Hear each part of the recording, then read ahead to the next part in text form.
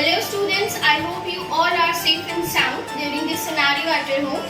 So today in this session we will study about the federalism, that is chapter 2nd in class 11th of political science, right? You might have studied about a short introduction in class 10th also about federalism.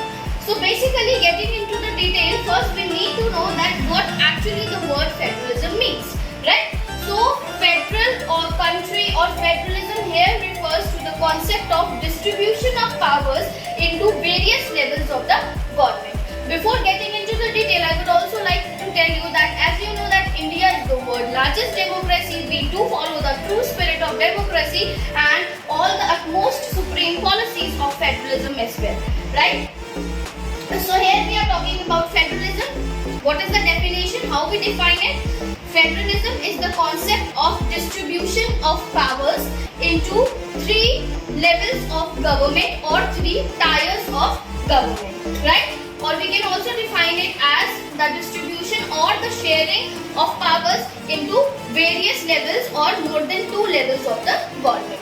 Levels are also known as tiers, so do not get confused between tiers and level. Both the things are used to define or to give the meaning of the separation levels of the government, right? So here we discuss about the three levels of the government. In India, we have the division of powers into three levels. The first one is central, the second one is state, and the third one is local. The supreme authority is in the hands of the central government only, right? India is a federal country and we also call it as vertical power sharing. The power sharing between the three pillars of our country, that is central, state and local, right? As I mentioned earlier that the supreme most authority is in the hands of the central government, and then on the second number comes the state and the third number the local one. So let's get into the detail and talk more about the features of federalism. We do understood the meaning of the word federalism, but actually what is the whole concept, how it is useful in a democratic country, and why do we use federalism as a concept of the true spirit of democracy. So let me tell you one thing, if we are following almost all the spirits of democracy, any country which is not following federalism will not be considered as the true democracy. Why? Because if power will be vested in the hands of only one level of government or the group of individual, it won't be considered as a democracy. It will become either monarchy or the dictatorship, right?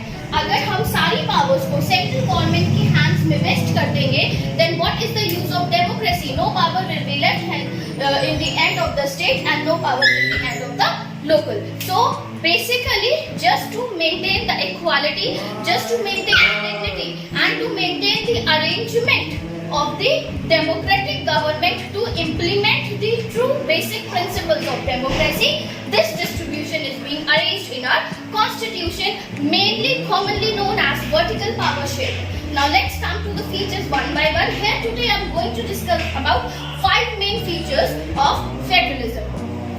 So the first main feature lies in the definition itself, that the power is distributed into two or more than two tiers of the government. Now let's talk about the second feature.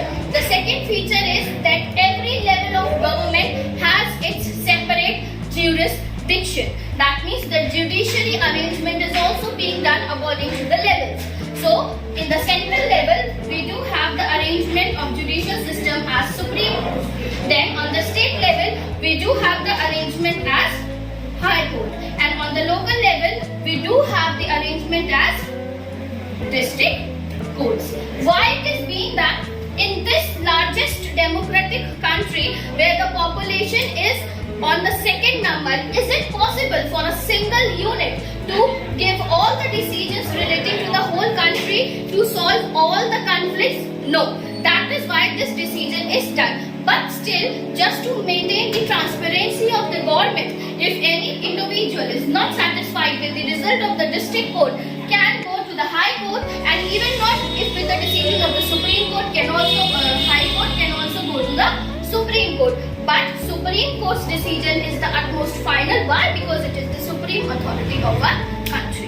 Now the third point is this, that in federalism the sources of revenue, that is the sources of taxes, is defined clearly, and every level of the government or tier of the government has a separate source of revenue. The fourth one is that all the three are interdependent plus independent also.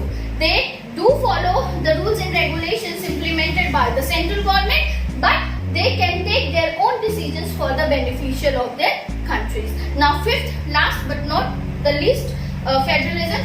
There are two reasons of features of federalism, that is moral and prudential. Basically, the aim and objective of our constitution to implement this concept is to integrate the national unity of our country.